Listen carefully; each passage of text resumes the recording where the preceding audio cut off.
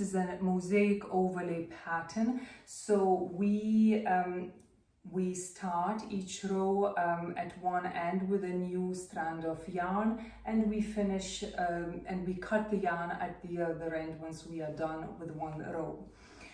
Now the written pattern that I created, I have included the written instructions for mosaic, for basic mosaic stitches. So let's say if you're experienced crocheter but you have never tried mosaic technique before, that's not a problem. The instructions are included in the pattern, and realistically it's the only two stitches you need to know is single crochet and double crochet, and chain and slip stitch, of course. You know, these are the very basics. If you know those, you can do this pattern.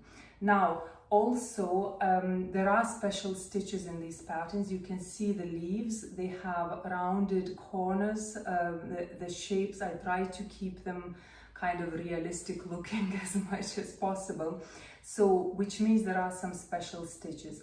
For those also I have written photo tutorials and also video tutorials, which you can either click on if you're looking on your computer device. You can click on the links, or say if you have a printed sheet, I have QR codes for those special stitches, special stitch tutorials rather, and you can actually just scan it with your phone and simply watch that short video for the special stitch. Somebody was asking me, oh, you are talking about stitches, but what about the pattern? Is it only charts, or do you also have the written pattern line by line? And yes, I have charts, but I also have, and the charts are pre-ticked, of course, but I also have line by line. Each row is written out in written pattern as well, so you have choices. Let's talk a bit about the construction of the blanket. So I have already mentioned, I think, before that the branches build horizontally, so basically stack branches one on top of the other. So the rows are 2.5 repeats of this image. So this is approximately 1 repeat that I'm showing you, so 2.5 of this. And then I have 5 branches stacked vertically on top of another. Of course, you can adjust the size. For example, if you want a much larger blanket, you can stack as many branches as you like.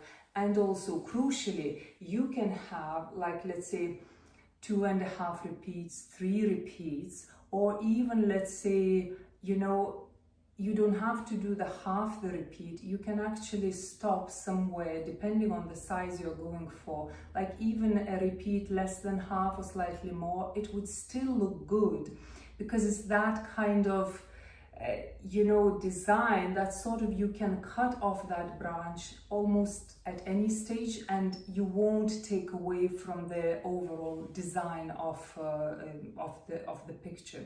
You may have seen a lot of mosaic blankets with envelope border or any other kind of borders, but in this case I didn't want to create that border. I just think that this design benefits from this kind of border, a raw border. I call it raw, you know, but basically I didn't weave in the ends, and I'm actually quite happy with that.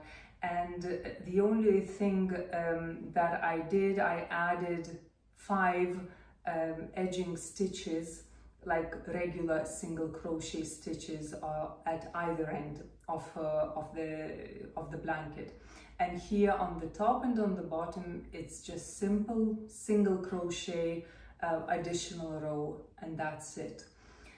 I think it looks very good. It kind of mimics the woven blanket. You know how very often with woven blankets you have this loose fringe and you have a kind of border here, you know, a narrow one, and that's exactly what I wanted for this particular blanket, and I think it works beautifully. It gives that modern contemporary touch to the blanket, and anyway, it's working for me. I really enjoy it.